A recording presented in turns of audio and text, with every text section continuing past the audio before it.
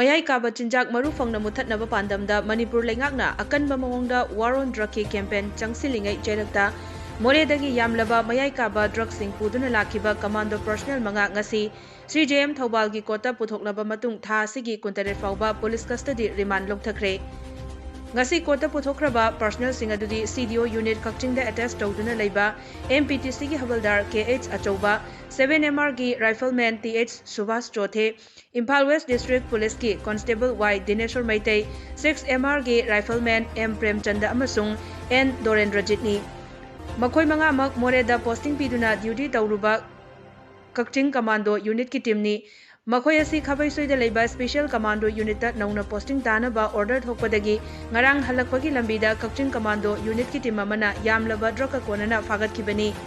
पनबा याबदी war on drug की campaign चंगसिलिंगै चैरक्ट्रा पुलिस कमांडो ना ड्रग पुरंबसी लाइबक थिबनी हायरदुना मोरेदगी यामलबा ड्रग सिंग पुदुना लाखिबा कमांडो पर्सनल मंगा अमदी मसिदा चेनरंबसिंग लेमना अमता थारोय लोगी ओइबा चपचाबा चैराक पिगनी हाइना मणिपुर की चीफ मिनिस्टर नोंथोंबम बिरेना महाके सोशल मीडिया अकाउंट अमदा पोस्ट तौरकपसु लैख्रबनी।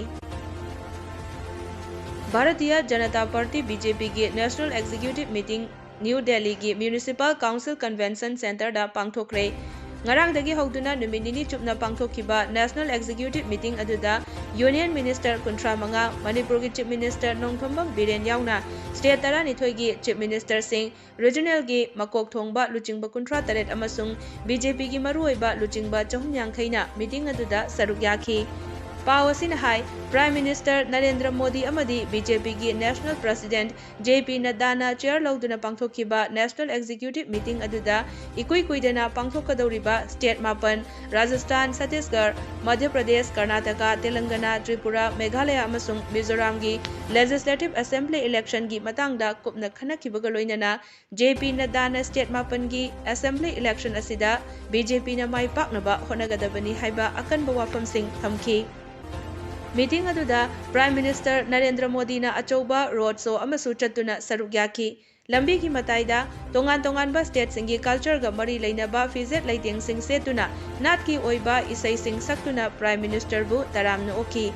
ngarang hawdokpa numita जेपी नड्डाना तोंगान तोंगानबा मखल की थीम सिंग यावबा एग्जीबिशन अमसु संगाखी। बीजेपी की नेशनल एग्जीक्यूटिव मीटिंग अदुना था असिदा मतम लोइरबा बीजेपी की नेशनल प्रेसिडेंट जेपी नड्डा बु मखाताना चही अमगा सांगथना प्रेसिडेंट की थौ पुबदा अयाबा पीखरे हाइरे।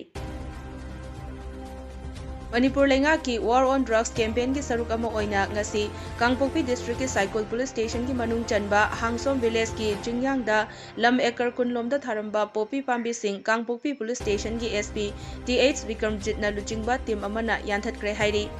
डिस्ट्रिक्ट पुलिस ना कंगनबा पाव मा फंगबदगी हांगसोम विलेज दा additional SP OC Saikul PS L wifi 5th अमसुंग 6th IRB अमदी 1st MR की पर्सनल सिंह फॉरेस्ट डिपार्टमेंट के स्टाफ सिंह नाप की पर्सनल सिंह 22 Assam rifle Saikul B coy की पर्सनल सिंह यावना पुन्ना ऑफिसर चनी हुबुद्रा हुंदोय रोमना ngasi अयुक अंगनबदगी हौना पोपी यानथतपगी थबक चथकी हाइरे। कक्चिंग डिस्ट्रिक्ट पुलिस ना चथरकपा वार ऑन ड्रग्स 2.0 की सरुक अमा ओइना ngasi अयुक्तसु कक्चिंग डिस्ट्रिक्ट पुलिस ना मियोय अमा हीरोइन पाउडर ग्राम चनी हुंबुद्रानी पानगा कोनना फागत पंगमखरे।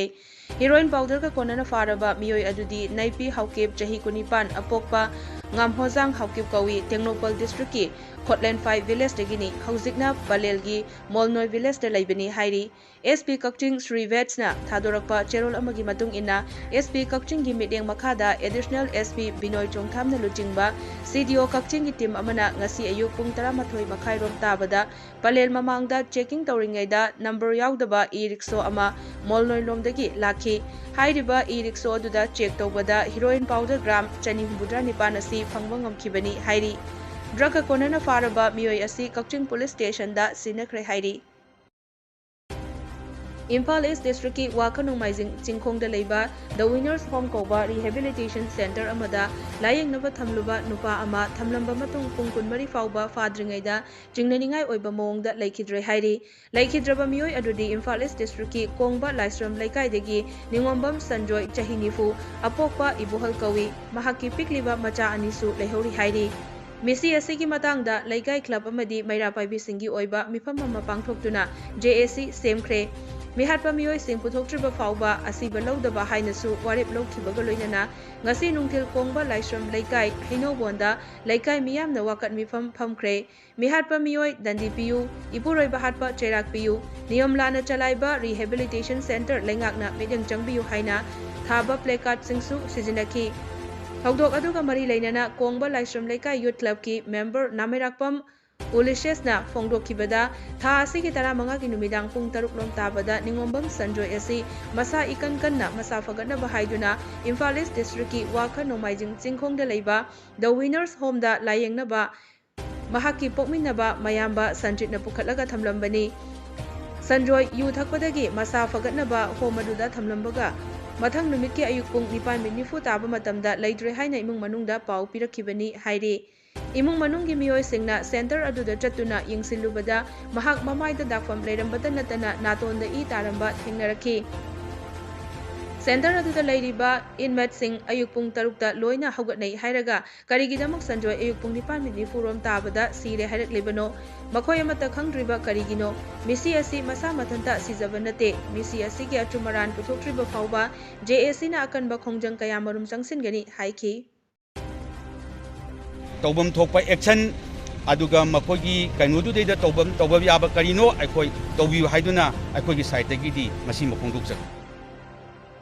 ꯋꯥꯀꯠ ꯃꯤꯐꯝ ꯑꯗꯨꯗ ꯁꯔꯨꯛ ꯌꯥꯈꯤꯕꯤ ꯂꯩꯈꯤꯗ꯭ꯔꯕ ꯁꯟꯖꯣꯏꯒꯤ ꯂꯣꯏꯅꯕꯤ ꯉꯥꯟꯊꯣꯏꯅ ꯍꯥꯏꯈꯤꯕꯗ ꯃꯍꯥꯛꯀꯤ ꯃꯄꯨꯔꯣꯏꯕ ꯃꯤꯇꯩ ꯄꯨꯡ ꯌꯩꯕꯅꯤ, ꯌꯨꯝꯗ ꯂꯩꯔꯕꯗꯤ ꯃꯃꯥꯟꯅꯕꯁꯤꯡꯒ ꯌꯨ ꯊꯛꯆꯤꯜꯂꯅꯤ, ꯂꯨꯍꯣꯡꯕꯒꯤ ꯊꯧꯔꯝ ꯂꯩꯕꯅ ꯁꯦꯟꯇꯔꯗ ꯃꯇꯝ ꯈꯔ ꯂꯩꯔꯨꯒꯦ ꯍꯥꯏꯔꯝꯂꯒ ꯃꯁꯥ ꯏꯀꯟ ꯀꯟꯅ ꯆꯠꯈꯤꯕꯅꯤ꯫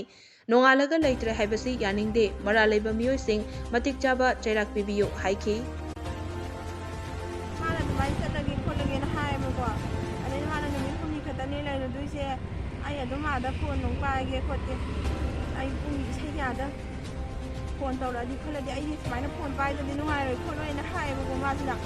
ꯑꯗꯒꯤ ꯆꯠꯂꯝꯗꯥꯏꯗ ꯑꯩꯉꯣꯟꯗ ꯈꯣꯡꯎꯞ ꯈꯔ ꯃꯟꯕ ꯑꯃ ꯄꯤꯌꯣ, ꯑꯗꯩ ꯑꯥꯗ ꯂꯣꯏ ꯃꯥꯡꯍꯧꯅꯤ ꯍꯥꯏꯗꯅ ꯃꯥꯅ ꯀꯩꯅꯣ ꯇꯧ ꯇꯥꯡ 10ꯒꯤ ꯁꯣꯔꯥꯠꯇꯣ ꯅꯪꯉꯣꯏꯕꯣ ꯑꯩ, ꯑꯗꯨꯗꯨꯅ ꯑꯩ ꯄꯨꯡꯌꯥꯟ ꯏꯁꯇꯤ ꯇꯛꯄ ꯊꯝꯃꯝꯃꯣꯅ ꯍꯥꯏꯔꯝꯃꯦꯕ ꯃꯥꯅ ꯑꯩꯉꯣꯟꯗ꯫ ꯑꯩꯅ ꯍꯣꯏ ꯍꯣꯏꯅ ꯍꯥꯏꯔꯒ ꯑꯗꯨꯃꯥꯏꯅ ꯇꯧꯔꯒ ꯃꯁꯥꯗꯣ ꯏꯀꯟ ꯀꯟꯅ ꯆꯠꯈꯤꯕꯅꯦꯕ꯫ ꯀꯩꯝ ꯇꯧꯈꯤꯗꯕꯅꯗꯤ ꯊꯥ ꯑꯁꯤꯒꯤ 16ꯇ ꯄꯥꯡꯊꯣꯛꯀꯗꯧꯔꯤꯕ ꯂꯩꯕꯥꯛ ꯑꯁꯤꯒꯤ ꯔꯤꯄꯕ꯭ꯂꯤꯛ ꯗꯦ ꯊꯧꯔꯝꯗ ꯊꯣꯛꯍꯟꯅꯤꯡꯗꯕ ꯊꯧꯗꯣꯛꯁꯤꯡ ꯊꯣꯛꯇꯅꯕ ꯁꯦꯀ꯭ꯌꯨꯔꯤꯇꯤꯅ ꯂꯧꯈꯠꯄ ꯆꯦꯛꯁꯤꯟ ꯊꯧꯔꯥꯡꯒꯤ ꯁꯔꯨꯛ ꯑꯃ ꯑꯣꯏꯅ ꯉꯁꯤ ꯃꯅꯤꯄꯨꯔꯒꯤ ꯇꯣꯉꯥꯟ ꯇꯣꯉꯥꯟꯕ ꯃꯐꯝꯁꯤꯡꯗ ꯊꯤꯕ ꯍꯨꯝꯕꯒꯤ ꯊꯕꯛ ꯆꯠꯊꯈ꯭ꯔꯦ꯫ ꯉꯁꯤ ꯑꯉꯟꯕ ꯑꯌꯨꯛꯇ ꯕꯤꯁꯅꯨꯄꯨꯔ ꯀꯃꯥꯟꯗꯣ ꯑꯃꯁꯨꯡ ꯕꯤꯁꯅꯨꯄꯨꯔ ꯄꯨꯂꯤꯁꯀꯤ ꯑꯄꯨꯟꯕ ꯇꯤꯝꯅ ꯕꯤꯁꯅꯨꯄꯨꯔ ꯈꯨꯃꯟ ꯋꯥꯔꯗ ꯅꯝꯕꯔ 6ꯇ ꯌꯨꯝ ꯌꯨꯝꯗ ꯆꯪꯗꯨꯅ ꯊꯤꯕ ꯍꯨꯝꯕꯒꯤ ꯊꯕꯛ ꯆꯠꯊꯈꯤ꯫ ꯄꯨꯂꯤꯁꯀꯤ ꯄꯥꯎꯅ ꯍꯥꯏ ꯉꯁꯤ ꯆꯠꯊꯈꯤꯕ ꯊꯤꯕ ꯍꯨꯝꯕꯒꯤ ꯊꯕꯛ ꯑꯗꯨꯗ ꯃꯤꯑꯣꯏ 200 ꯚꯦꯔꯤꯐꯥꯏ ꯇꯧꯈꯤ ꯑꯗꯨꯃꯛꯄꯨ ꯃꯤꯐꯥ ꯃꯤꯄꯨꯟꯗꯤ ꯂꯩꯇꯦ ꯍꯥꯏꯔꯤ꯫ ꯅꯥꯀꯜ ꯑꯃꯔꯣꯝꯗ ꯁꯦꯀ꯭ꯌꯨꯔꯤꯇꯤꯒꯤ ꯆꯦꯛꯁꯤꯟ ꯊꯧꯔꯥꯡ ꯂꯧꯈꯠꯄꯒꯤ ꯁꯔꯨꯛ ꯑꯃ ꯑꯣꯏꯅ ꯏꯝꯐꯥꯜ ꯋꯦꯁ CDOꯅ ꯈꯨꯗꯛꯀꯤ ꯑꯣꯏꯅ ꯅꯥꯒꯃꯄꯥꯜ ꯅꯥꯒꯅꯂꯥ ꯑꯦꯔꯤꯌꯥ ꯉꯥꯔꯤ ꯒꯂꯤ ꯃꯍꯥꯔꯥꯅꯤ ꯕ꯭ꯔꯤꯖꯗ ꯑꯌꯨꯛ ꯄꯨꯡ 9:10ꯗꯒꯤ 9:50 ꯐꯥꯎꯕ ꯁꯔꯆ ꯑꯣꯄꯔꯦꯁꯟ ꯆꯠꯊꯈ꯭ꯔꯦ꯫ ꯁꯔꯆ ꯑꯣꯄꯔꯦꯁꯟ ꯑꯗꯨꯗ ꯃꯤꯑꯣꯏ 130 ꯚꯦꯔꯤꯐꯥꯏ ꯇꯧꯈꯤꯕꯒ ꯂꯣꯏꯅꯅ ꯃꯤꯑꯣꯏ 11 ꯑꯃꯅ ꯃꯈꯥ ꯇꯥꯕ ꯚꯦꯔꯤꯐꯤꯀꯦꯁꯟꯒꯤꯗꯃꯛ ꯁꯤꯇꯤ ꯄꯨꯂꯤꯁ ꯈꯨꯠꯁꯤꯟꯅꯈꯤ ꯍꯥꯏꯔꯤ꯫ ꯏꯝꯐꯥꯜ ꯋꯦꯁꯀꯤ CDO ꯑꯁꯤꯅ MU ꯀꯥꯟꯆꯤꯄꯨꯔꯒꯤ ꯑꯀꯣꯏꯕꯒꯤ ꯑꯦꯔꯤꯌꯥꯁꯤꯡꯗꯁꯨ ꯉꯁꯤ ꯑꯌꯨꯛ ꯌꯨꯝ ꯌꯨꯝꯗ ꯆꯪꯗꯨꯅ ꯁꯔꯆ ꯑꯣꯄꯔꯦꯁꯟ ꯆꯠꯊꯈꯤ꯫ ꯑꯌꯨꯛ ꯄꯨꯡ 6ꯇꯒꯤ 8:40 ꯐꯥꯎꯕ ꯆꯠꯊꯈꯤꯕ ꯁꯔꯆ ꯑꯣꯄꯔꯦꯁꯟ ꯑꯗꯨꯗ ꯚꯥꯔꯥ ꯁꯥꯟꯕ ꯌꯥꯎꯅ ꯌꯨꯝ 40ꯒꯤ ꯃꯤꯑꯣꯏ 190 ꯚꯦꯔꯤꯐꯥꯏ ꯇꯧꯈꯤ꯫ ꯔꯤꯝꯁꯀꯤ ꯗꯤꯄꯥꯔꯠꯃꯦꯟ ꯑꯣꯐ ENTꯒꯤ ꯄ꯭ꯔꯣꯐꯦꯁꯔ ꯗꯣꯛꯇꯔ H. ꯄ꯭ꯔꯤꯌꯣꯁꯈꯤꯅ ꯔꯤꯝꯁꯀꯤ ꯗꯤꯔꯦꯛꯇꯔ ꯏꯟꯆꯥꯔꯖꯀꯤ ꯊꯧ ꯄꯨꯔꯒꯅꯤ ꯍꯥꯏꯅ ꯏꯟꯗꯤꯌꯥ ꯒꯚꯔꯟꯃꯦꯟꯠꯀꯤ ministry of health and family ꯋꯦꯜꯐꯦꯌꯔꯒꯤ ꯗꯣꯛꯇꯔ ꯄꯨꯜꯀꯦꯁ ꯀꯨꯃꯥꯔꯅ ꯑꯣꯔꯗꯔ ꯊꯣꯛꯈ꯭ꯔꯦ꯫ ꯃꯅꯤꯄꯨꯔ ꯍꯥꯏ ꯀꯣꯔꯠꯇ ꯀꯨꯝꯖꯥ 2022ꯒꯤ ꯗꯤꯁꯦꯝꯕꯔ 18ꯗ ꯇꯥꯈꯤꯕ ꯖꯖꯃꯦꯟꯠꯒꯤ ꯃꯇꯨꯡ ꯏꯟꯅ ꯍꯥꯟꯅ ꯗꯣꯛꯇꯔ ꯔꯟꯖꯤꯠꯅ ꯄꯥꯏꯔꯝꯕ ꯗꯤꯔꯦꯛꯇꯔꯒꯤ ꯄꯣꯁꯠ ꯑꯗꯨ ꯀꯦꯟꯁꯦꯜ ꯇꯧꯈꯤꯕꯒ ꯂꯣꯏꯅꯅ ꯗꯣꯛꯇꯔ H. ꯄ꯭ꯔꯤꯌꯣꯁꯈꯤꯕꯨ ꯏꯟꯆꯥꯔꯖ ꯑꯣꯏꯅ ꯍꯥꯞꯈꯤꯕꯅꯤ꯫ ꯗꯣꯛꯇꯔ ꯄ꯭ꯔꯤꯌꯣꯁꯈꯤꯅ ꯂꯥꯛꯂꯤꯕ ꯑꯦꯄ꯭ꯔꯤꯜ 11 ꯐꯥꯎꯕ ꯅꯠꯇ꯭ꯔꯒꯅ ꯔꯤꯒꯨꯂꯔ ꯗꯤꯔꯦꯛꯇꯔ ꯑꯃ ꯍꯥꯞꯇ꯭ꯔꯤꯕ ꯐꯥꯎꯕ ꯐꯝ ꯑꯁꯤ ꯄꯨꯒꯗꯕꯅꯤ ꯍꯥꯏꯔꯤ꯫ ꯀꯜꯆꯔꯦꯜ ꯁ꯭ꯇꯥꯔ ꯑꯦꯀꯥꯗꯃꯤ ꯏꯝꯐꯥꯜꯒꯤ ꯑꯈꯟꯅꯕ ꯁꯣꯔꯠ ꯄ꯭ꯂꯦ ꯄ꯭ꯔꯗꯛꯁꯟ ꯎꯆꯦꯛ ꯂꯥꯡꯃꯩꯗꯣꯡ 25 ꯒ꯭ꯂꯣꯕꯦꯜ ꯊꯤꯌꯦꯇꯔ ꯐꯦꯁꯇꯤꯚꯦꯜꯗ ꯎꯠꯂꯨꯒꯗꯧꯔꯤ꯫ ꯊꯤꯌꯦꯇꯔ ꯃꯨꯚꯃꯦꯟꯠꯅ ꯁꯤꯟꯗꯨꯅ ꯑꯣꯔꯤꯁꯥꯒꯤ ꯀꯂꯥ ꯕꯤꯀꯥꯁ ꯀꯦꯟꯗ꯭ꯔ ꯀꯇꯛꯇ ꯍꯞꯇꯥ ꯑꯃ ꯆꯨꯞꯅ ꯄꯥꯡꯊꯣꯛꯅꯕ ꯁꯦꯝ ꯁꯥꯔꯤꯕ ꯅꯦꯁꯅꯦꯜ ꯊꯥꯛꯀꯤ ꯀꯜꯆꯔꯦꯜ ꯐꯦꯁꯇꯤꯚꯦꯜ ꯑꯁꯤꯗ ꯗ꯭ꯔꯃꯥ, ꯗꯥꯟꯁ, ꯃ꯭ꯌꯨꯖꯤꯛ ꯑꯃꯗꯤ ꯏꯟꯁꯇ꯭ꯔꯨꯃꯦꯟꯇꯦꯜꯅꯆꯤꯡꯕꯒꯤ ꯐꯦꯁꯇꯤꯚꯦꯜ ꯑꯁꯤꯗ ꯏꯟꯗꯤꯌꯥꯒꯤ ꯁ꯭ꯇꯦꯠ ꯀꯌꯥꯗꯒꯤ ꯂꯥꯛꯀꯗꯕ ꯀꯜꯆꯔꯦꯜ ꯇ꯭ꯔꯨꯞ ꯀꯌꯥꯅ ꯁꯔꯨꯛ ꯌꯥꯒꯗꯧꯔꯤ꯫ Cultural Star Academy Imphal-gi General Secretary Ahaibam Mochana khudek piduna thadorakpa cherol amana hai Academy asigi akhanaba production play asina suksoi soidana award kharadi fangagani Uchek Langmaidong hairiba play asi Moirangthem Nitish Kumarna ibani loinana Sizaguru Mayum Chiron Sarmana direction pibani Ahong Sangbam Prem Kumarna production in charge oina puthokpa akhanaba play asina top mahaw amadi pigani haina panari National ki thakta theatre movement asiliba kunmanga suba festival asida Academy asigi short play asida natana thaugal jagoi su utlugani hairaduna jagoi dasu akhanaba award kharadi soidana laurakani haibagi thazaba lai haina cherol asina makha tarakli Manipuri singna India ki wangma atopa leibak singda khundariba leibak singi manungda Bangladesh leibakta ihan hanbo aina khundakiba khul ama oiriba Bisgaw gi anirak shuba festival 2023 da chatliba tha asigi kunda saruk yarugadaba Manipur gi mihut kangbu ama ngasi Imphal West ki SP KSS Sivakanta Amike General Secretary M Dhananjoy amasung Manipur gi saknairaba saisakpa naba volcano ahumna Imphal airport gi lamthakre Bisgaw Manipuri Festival Organizing Council Bisgaw na sinduna Bangladesh ki Abad Gaon Gajipur Habigonsta pangthokadoriba festival asida Manipur dagi mihut kangbu amana saruk yaruba haiba asina Manipur dagi lapna leikraba Bangladesh ki Manipuri sing amasung Manipur da leijariba ikoi Manipuri singa hena naknaba mari ama purakpa ngamlagani haina Blue Band gi coordinator Arja Sapamna fongdorakli Aikoi Manipuri sing mafam matamna yadavduna India amadi India ki wangma atopa leibak singda khunda leitaduna lainakiba kayani Masigi manungda Bangladesh leibak ki mafam kayada Manipuri sing khundaduna leiri Bangladesh leibakta Manipuri singna ihan hanbo oina khundarakiba Bangladesh ki Bisgaw hairiba khul asi tungi mirolna ningsingduna leihongnaba amasung Bangladesh ki Manipur sing punnabagi tanja ama longminabaga loinana aikoi gi inak khullaba inat aikoi gi art and culture leijai haiba asi khanghanabagi damak festival asida Blue Band na achoba thodang ama lobagi mathau tabra khanna Manipur gi saknairaba saisakpa amadi saisakpi kaya ga loinana festival asida isai nongmai gi achoba thoram ama ucharunaba thaurangjabani haiki Anirak suba Bisgaw Manipuri Festival saruk yarunabagi damakta koi kanglai pakta gi Blue Band amadi Manipuri matam isai gi seshaloi taruk loinana koi festival asibu saruk yarunabagi damakta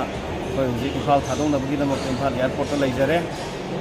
kanglai pakta leibiriba mipum khudimangna Bangladesh amadi Manipur da leiriba maitai jingi hoiba asetpa mari ma saganaba bonabada sinjariba adugonaba Bisgaw Manipuri Festival aduga hairiba koi festival tawdoriba mafam asi koi Bangladesh da tariba maitai jingi horfam hoiba khungang ama khatangda koi sinjaba adugo festival makhana makhang masi Bangladesh da leibiriba igi mari ilai jajingna saru yabiyo wana ai myang famda normal hachani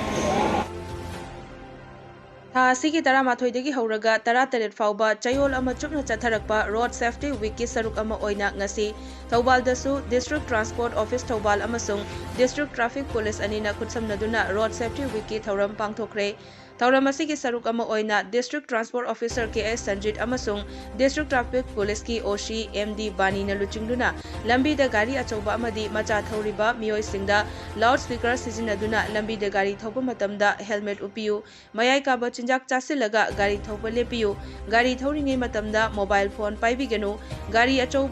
achoba thopa matamda seat belt fabiyu haina lauduna awareness piki State Kumbada Pangkokpa National Safety Road Safety Week Tawbagumna apoy su apoy Thobal District ki Road Safety Committee ki Chairman Sir DC Subhas amasong apoy Transport ki Director Madam Belitari Makhada apoy na apoy Thobal Road Safety Awareness apoy Pangkok Company CV main over team di accident ko iba changsi 50% in handa hanba haibagi inta Pangkok Company ana awareness iba public ta stakeholder myamda road safety program da yaung na ba awareness iba program da Pangkok Company